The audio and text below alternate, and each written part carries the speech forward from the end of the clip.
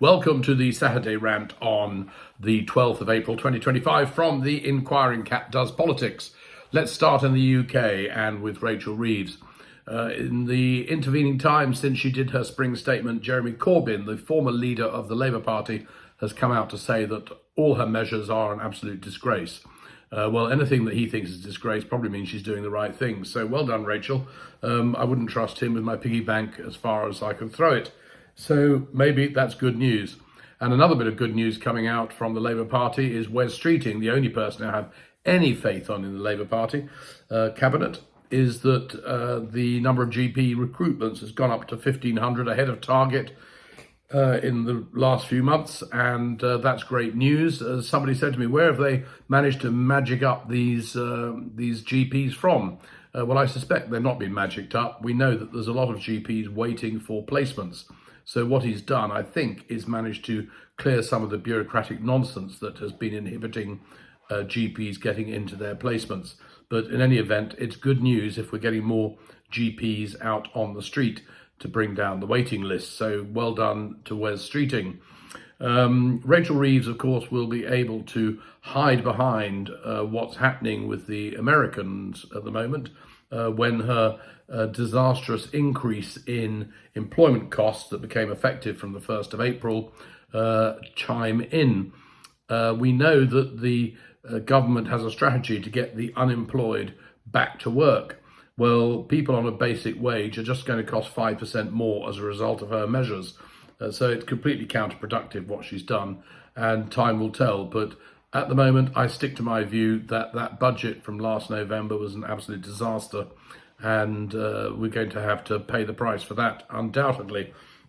But in other regards, the Labour Party, with Starmer's leadership, seems to be getting some credibility at the moment. We will see how long that lasts. I'm not holding my breath, I have to say. So, on to America. Well, my God, it has been absolutely exhausting dealing with the nonsense coming out from there. There are many more qualified commentators than me, and I'm not going to unpick everything that's been said already because there's been millions of words written. But one thing I do find, and I read everything from left and right economists every day across the media, is it's very hard to find any economist who thinks that what's going on is a good move. And one of my interlocutors last week wrote to me and said, what about the American debt? Don't you understand?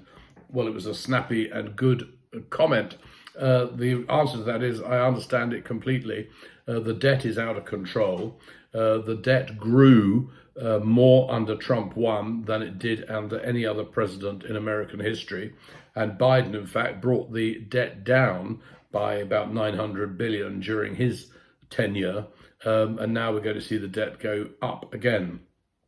So the servicing that debt is a real problem. And if the bond markets move against Trump, the cost of borrowing goes up, and the interest payments that the Americans are already paying on their debt will go up, and it's going to cause an absolute depression, in my view, if we're not very careful. So, what do we make of these manoeuvres? The Daily Mail, which is a pretty hopeless right-wing rag here in the UK, the Daily Mail put up a headline that one of my interlocutors sent me saying that Carney has bent the knee to Trump. What absolute piffle nonsense. I cross-checked it across all the media I could find, and it doesn't seem to be true at all. Carney has been taking a very strong position against Trump, and he went over to see Ursula von der Leyen at the European Union. Now, you have to remember that Carney has been head of the Bank of England. He's a qualified economist, and he knows what he's doing when it comes to numbers, unlike Trump. And the bond sell-off started after that little get-together between Carney and von der Leyen. Now, there's no evidence to say at the moment that they colluded and started selling American Treasury bonds, but it's quite possible they did as a form of economic warfare against Trump's trade policies. And so Trump, of course, had to then stop the tariffs and make them 10% for everybody, apart from China, where he put them up through the roof, so that trade between China and America is now virtually moribund and impossible, and it's a nonsense. And the Chinese, of course, hold $700 billion of US Treasury bonds, and if they started to sell off in big numbers, although it would cause them some pain themselves, then the dollar is going to be very, very seriously in difficulties. So there's a guy called Tim Salmon who wrote a very good piece on the London Economic Forum about why tariffs are doomed to fail. And if you look him up and see that article, or if you look at my reply to one of last week's interlocutors on the Saturday rant, I put the whole article up there. It's well worth a read if you don't yet understand why Trump's tariffs are disastrous, or if you're still blindly believing in him. Believing in a man who's 6 times bankrupt, a convicted felon, and utterly incompetent beats me, but clearly there are people out there who don't mind their own pension funds being damaged because they are so subscribed to the cult.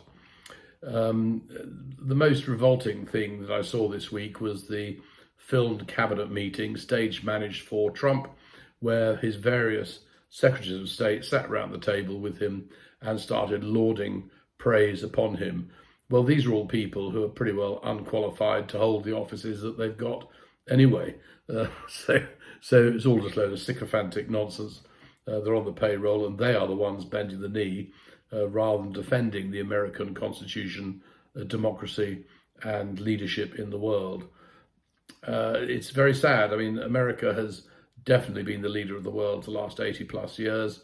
We understand that they are concerned about what's going on in the South China Sea, and they want to reinforce their position down there, and they're quite right to want Europe to take more of the burden of defending the eastern flank. But the tariffs are stripping out the wealth of the Western allies, and their ability to invest in defence is now seriously undermined by these contradictory policies. So it's been a chaotic week, and it is exhausting trying to deal with it all. So we'll see what happens in the coming week. But right now I'm going to pour a gin and tonic, good British solution to anything. And I wish you well for the weekend. And we'll see you next week on the Saturday Rant from The Inquiring Cat Does Politics.